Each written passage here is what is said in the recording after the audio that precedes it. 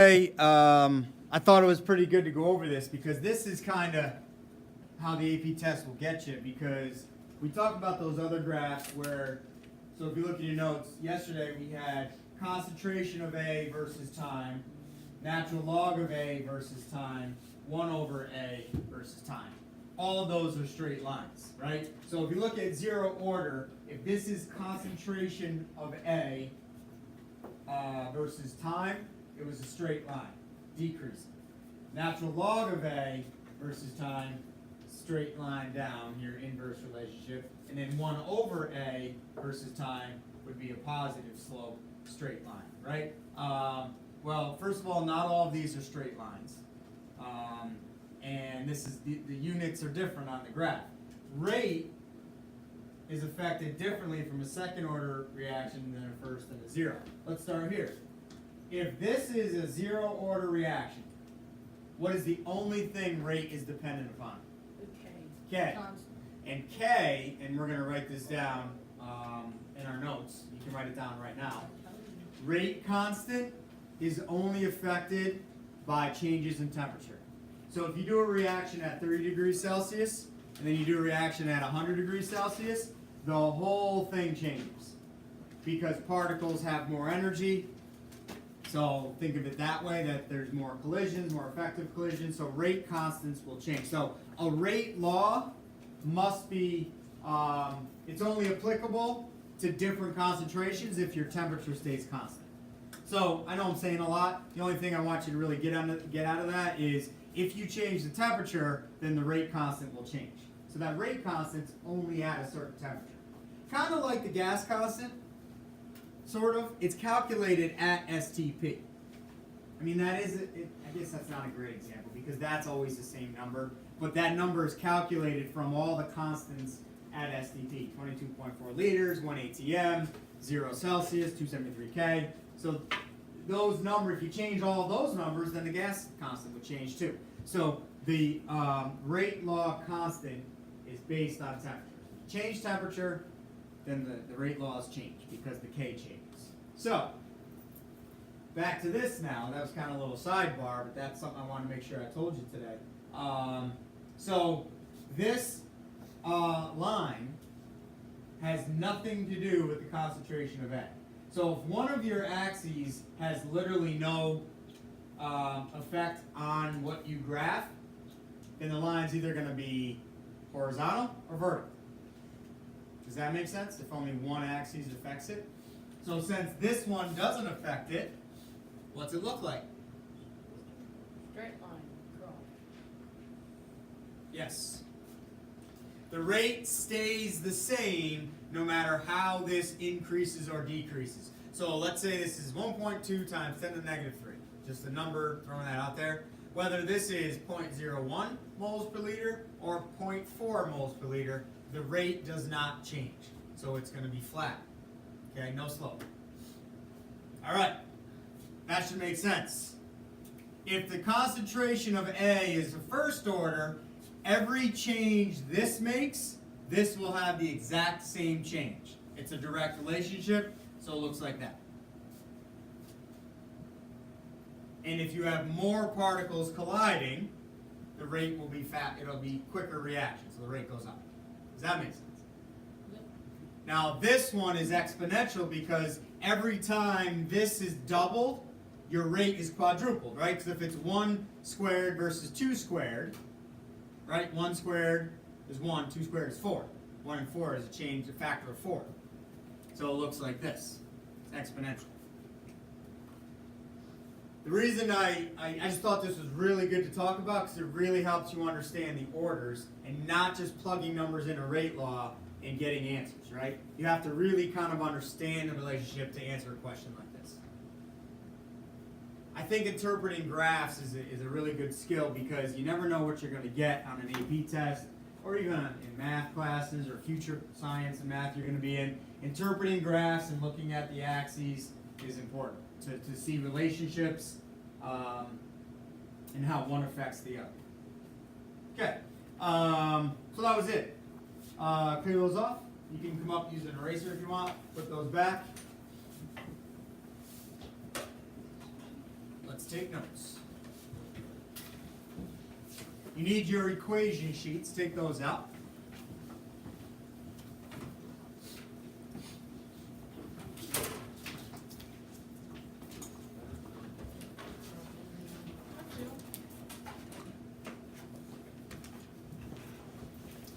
And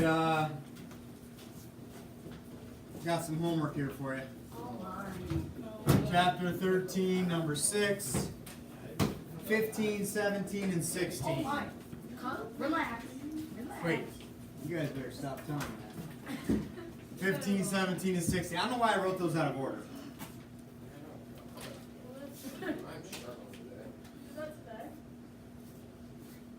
All right. So go to the Kinetics section in the equation sheet there. All right, you should see these two equations. You should see, all right, natural log of a sub t. Actually, I don't know how they write it.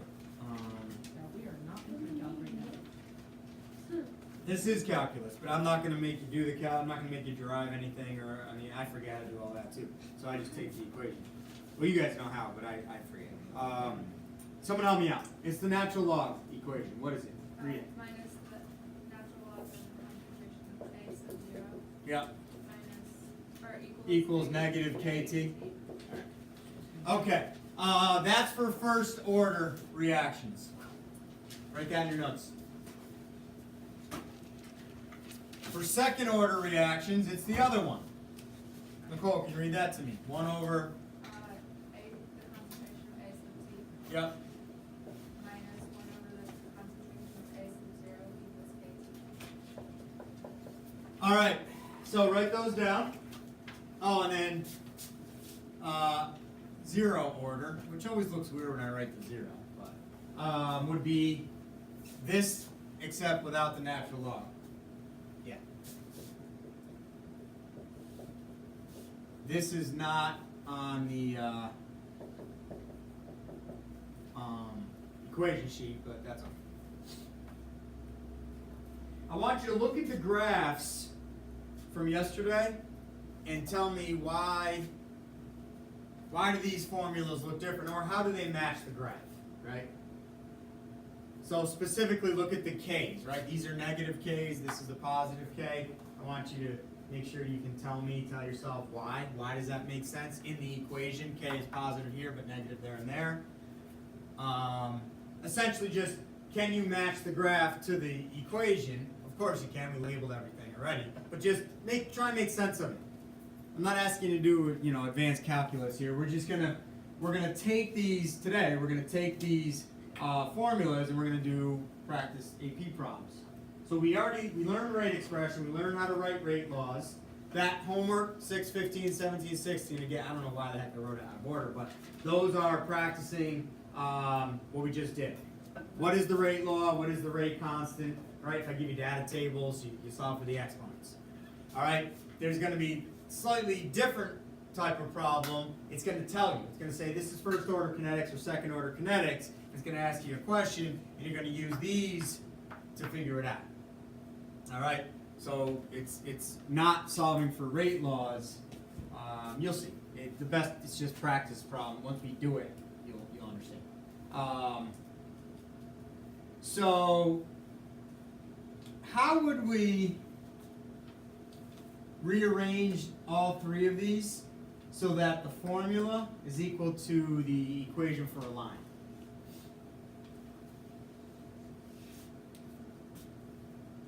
It's actually not too bad. So y equals mx plus b. How do we turn all of these into y equals mx plus b? You know what's on the y-axis, right? You can look at your notes. What's on the y-axis of the three graphs I asked you to compare? So first thing, find the three graphs that match these equations. Second thing, how can you make these look like the equation for a line? Then you could tell me, okay, which variable is the y, which variable is the slope, Which variable's going to be the y-intercept?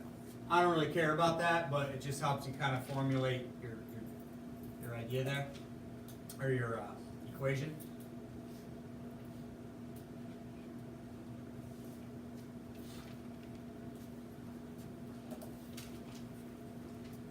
Does it tell you what little t and the 0 is here? T up a half, so, 1/2. That's half-life. T is telling. Right, t is time. T is at a specific Oh. time. T. This, does it tell you? That's not a 0, it's a naught. That means initial. So you need to write this in your notes somewhere, or at least memorize it, whatever you want to do. Write it down, memorize it, whatever. This means the initial concentration. T means the concentration at some time the problem's going to give you. It's going to tell you, okay, this radioactive substance decays for 500 years. So your initial concentration they'll give you is like whatever, 100 grams. And then after 500 years, this is your concentration. Calculate the rate constant. We're going to get to a problem here in a minute. But T is the concentration at some time, whatever that is. This is always, the naught there is always your initial concentration. So it really helps to remember that, so then you know where to plug things in. Alright, so what are the three graphs? Luke, help me out. I'm just going to sketch them right next to it really quick. What are the three graphs? I'll get rid of this business.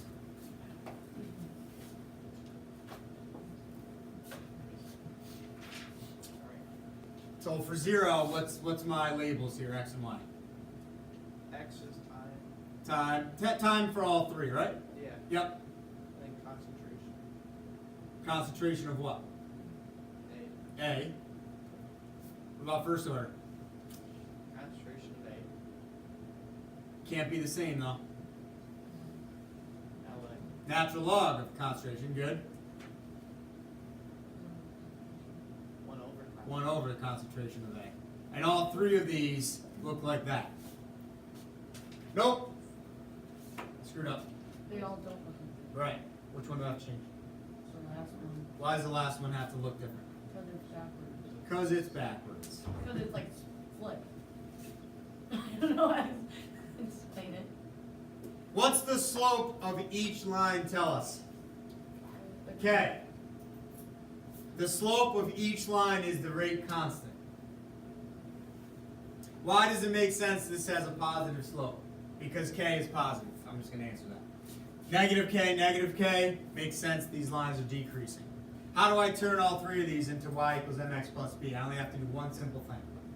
Take over the, What do I add over?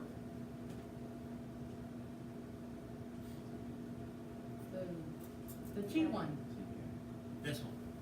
Oh, 0. Yeah. Not. So this here is this. This here Oh, is that this. makes sense. This here is this. So if I add this over, you don't have to actually do this, just watch. If I add this over plus this plus that, sorry I'm going really fast here, plus this is y equals mx, right? Mx, and then this is b. So that should make sense to you. If this was to continue on, wherever that intercepts, that would be the initial concentration. Your slope is change in y over change in x. That's going to be m, right? That's your k. T is on the x, and then this is on the y. So that, I like to talk about that. I don't necessarily completely know if that's necessary, but they ask some weird stuff on the AP test. So I like to fully explain why the equation is what it is and how it matches the graphs. So you do need to remember these graphs. They are really important. Okay? Concentration, natural log to 1 over. They're all straight lines, but this one is a positive change. So positive slope, these are negative. And let's get into some sample problems. Alright, the other thing to remember actually is the slope. The slope of those lines is K. This is me trying to explain it, right? Show you how it makes sense. So let's get some examples, use real numbers, and that'll help. All right, just give me 1 second, make sure I'm not forgetting anything. I didn't go over a second order problem in our notes as far as this stuff, the rate laws, that's homework. I want to check, I'm going to give you some time to work on a problem. I'm going to check, I think one of these is second order. If it isn't, or I mean, one of the exponents has to be a 2. I want you to see that, practice that. If that's not the case, I'm going to come up with another problem, and I'll give it to you later. All right, here we go. Here is the here's the first problem we're going to do, and this is going to be a first order reaction. Half-life is a first order reaction. I want to show you this. Go to page 589. Wait a second, sorry. Yeah, 589.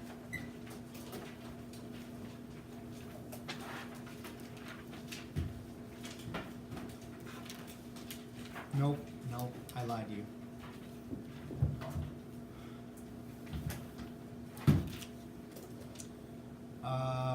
First, I want you to go to... Alright, I'll just walk you through the book. Go to 577.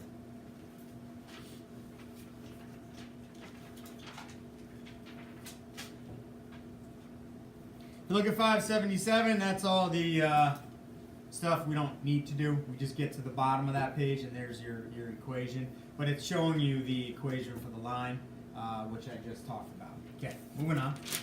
Go to 580.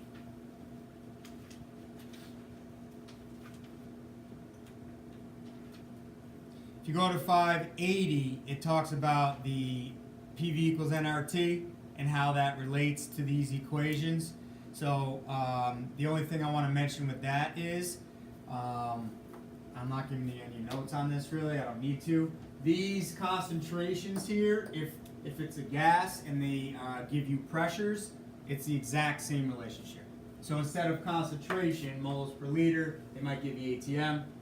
Nothing about what you're learning changes. I'm just throwing that out there so you see it. That gases and pressures and how pressure changes over time, for example, would be the exact same relationship. So if you look at the example on 581, that's an example. It gives you a data table, time and pressure instead of time and concentration. That's all. All right, so it's literally the exact same concept, just pressures instead of time or concentration. All right, moving on. Look at 582.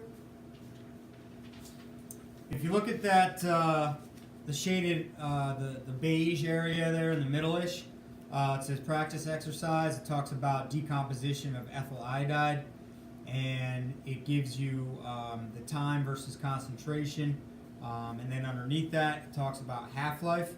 It says as the reaction proceeds, the concentration of reactants decrease. Another measure of rate of reaction relating to concentration and time is half-life, which is the time required for the concentration to decrease to half its initial concentration. You already know this. So T sub half for a first order reaction is as follows. That blue shaded at the bottom, is that on your equation sheet? It is? Okay, good. That only works for first order though. Okay, that only works for first order. I'm going to keep reading here because this is just, it has a lot of things here that I don't need to rewrite. So it tells us the half-life of a first order reaction is independent of initial concentration.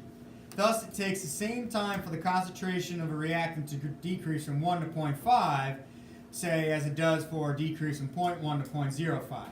That's nuclear half-life. So first order is what nuclear half-life is. If I have 1,000,000 grams of uranium or 1 gram, it's going to decay at the same rate. That's first order. So that's first order half-life. This equation right here can be used for half-life problems, or if they give you enough information, you can kind of cheat and use that that equation on your reaction sheet, equation sheet, or on page 582. It's the same. So if you plug in concentrations for here and here, it's the same thing as using that that's a shortcut type reaction or equation. We're gonna do it right now, so you'll see what I'm talking about. All right, so that's first order. Yeah,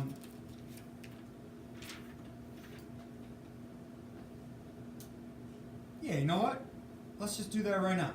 All right, in our notes, I have a problem, but it's really wordy. Let's just do the example on page 583. So it's example 13.6. I want you to take, let's see, can we do this? Hold on.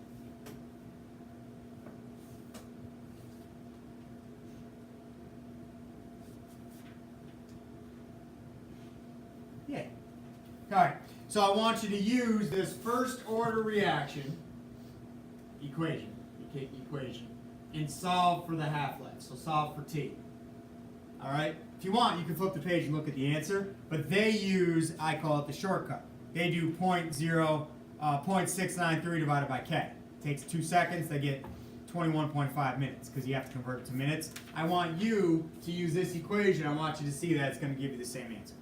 All right. I just want you to see that. So use this equation and do that same exact problem. Hopefully you'll get the same answer for T because that's how it works.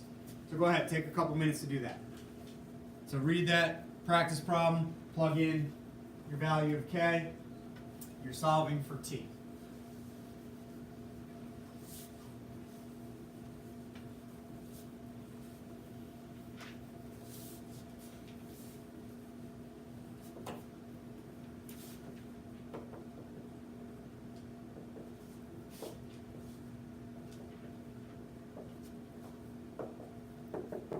And that's how I would kind of set it up.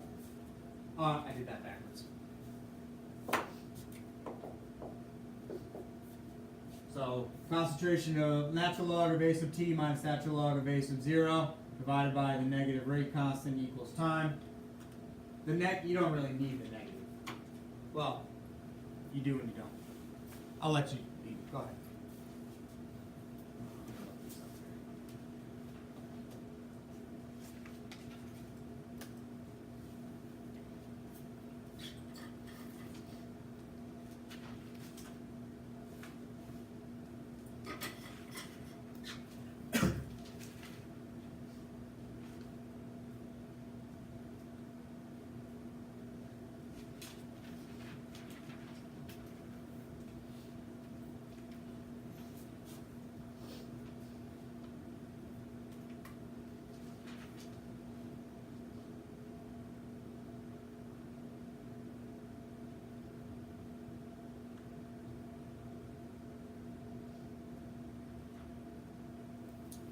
You don't have to do number 6. I think we already did that anyway.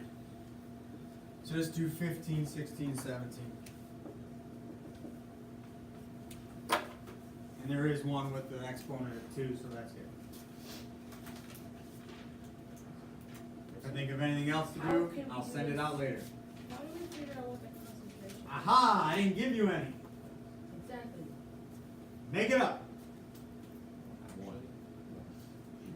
Like a universal one, like all the other. You whatever you want. You could use 3.625 if you wanted as your starting concentration. If it's half-life, at time t, which is the half-life, how much is remaining from the original? Half. I always use 1 and 0.5. But if you want to use 1,000 and 500, you want to use 1,000,000 and 500,000, I mean that's silly, but you could. So just take, and I would use 1 and 0.5. Sorry. 1 here, 0.5 there. Right? The initial is 1, and that's your 0, your naught. And then your time t is after 1 half-life. So half of it's remaining. That's why there's the cheat equation, I call it, because it doesn't matter what numbers you have here, this is always going to be the same number on top. Always. 0.693. So I just want you to do it one time to prove that you can either use that equation or this one. They're both the same. Right, Taylor?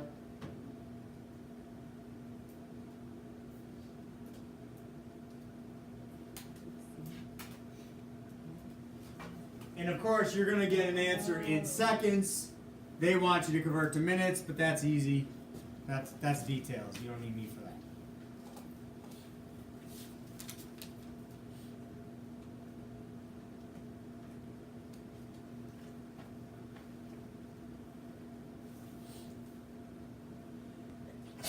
Bless. You can. Don't forget the pass. Oh yeah, here.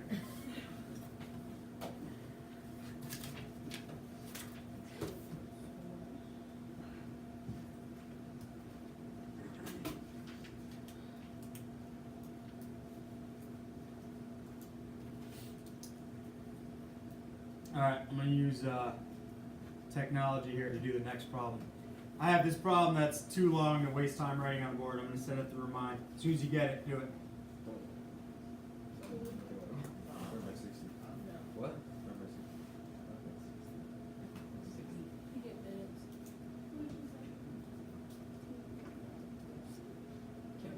So, sorry Skylar, you're not going to see this, I suppose. Oh yes, you will. Should be on that thing. Alright, so I'm going to send it right now. My decimal.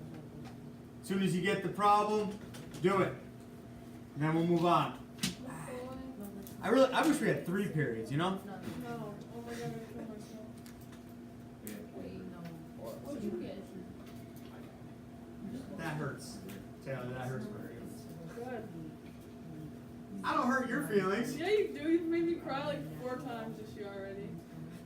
This? Yeah. We had 3 periods every other day with nothing in between.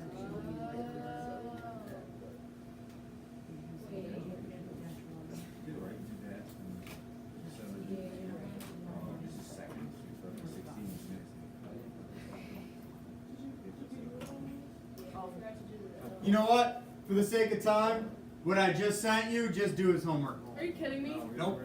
We gotta do. No. We have the lab. Well, How's that? He doesn't care. Yeah. He really doesn't. Maybe we'll all just go home and not go to the game. Yeah, It's I'm okay. not going to the game. Yeah. Cal and Tristan will go home too. Not another one. So will Trevor. Go home, work on chem homework instead of going to the game. Uh-huh. You can do it in the locker room before the game. Who wants to do that? Who does Nobody. that? I used to Wait, do we have homework. practice. We have practice then. Yeah, you're right. Alright, what's the answer Let's here? do it in the bleachers. What'd you get for seconds? I don't remember. 1,293. Good enough. Alright, seconds. So, if you do natural log of 0.5 minus natural log of 1, you get 0.693, right? Wait, I got 1.29 per second. Can't be. The answer's 21.5 minutes. What did I do? Was it 1.29? Dude, you got it right. Oh, yep. I missed the E to the next line. Yeah, this Right. is I figured it out. Or back. to -4. So, someone just please confirm here. This minus this is this, correct? Yes, that's why that equation exists. So if you want to use the shortcut on half-life problems, go ahead. But I'm just showing you that all first-order reactions, you can use this equation and you're going to get the same answer.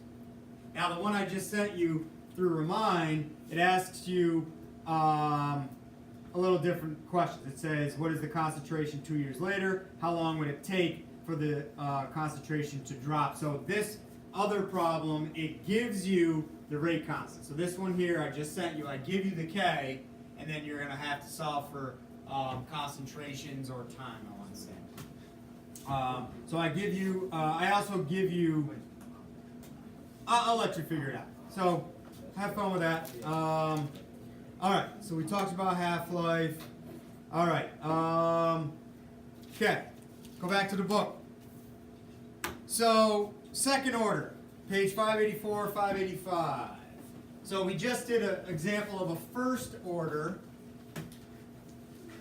reaction, first order question. So that's 2 practice problems there. One on the notes, I just sent you one on the phone. Now second order. So second order is different. That's 1 over the concentration, that equation. So you do need to remember that. So when you're looking at the equations, right, you get to the AP test, and the question says, all right, given a first order reaction, you have to remember to go to the equation sheet and say, all right, it's the one with the natural log, that's my first order. Okay, so that, you know, and I know kids in Regents write all over their reference tables, so whenever I give a major test or something, I always give them blank ones. Same thing with you guys. If you want to write on your equation sheet, you know, I'm okay with it, I suppose, but when you get to the test, you're gonna have brand new ones. Just make sure you remember this stuff.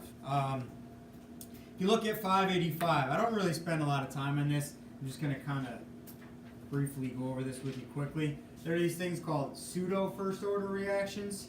And I realize we only have a little bit of time, so I'm not going to hammer you here. But basically what this is saying is if you have a rate law equal to K times A times B, so that's second order, A to the first, B to the first, that's second order.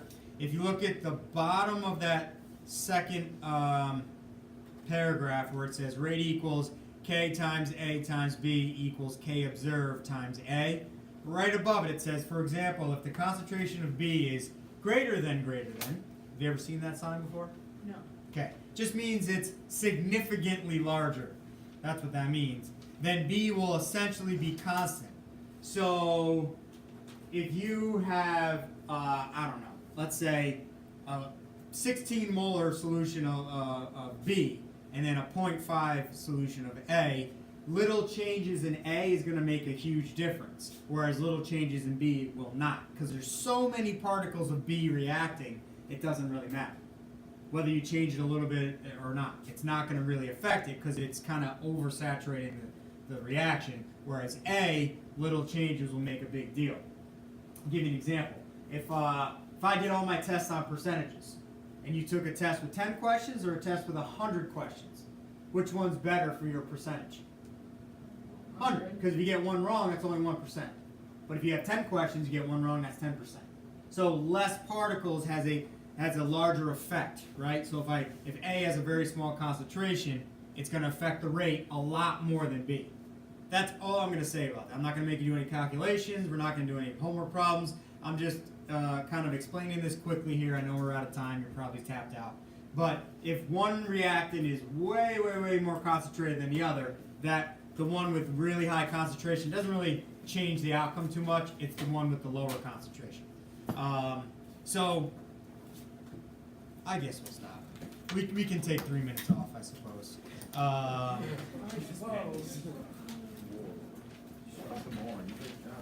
So labs due tomorrow. You got these 3 problems and the one I sent through Remind. Make sure everybody got that. And that's it. Thursday, what are we doing? First period, kinetics work, and then second period, you can work on your problem set. So, Chi-Chi, tomorrow, I will go over these 3 and the one I sent through Remind. That's going to take probably like 15 minutes, 20 minutes. And then I will. And then we're going to go over second order problems. And then I think Live stream. I'll watch it. that'll probably be it. We might get into something else. The goal is by end of Friday, I really hate that I'm missing double period, but by Friday, hopefully we're done with kinetics. I don't know.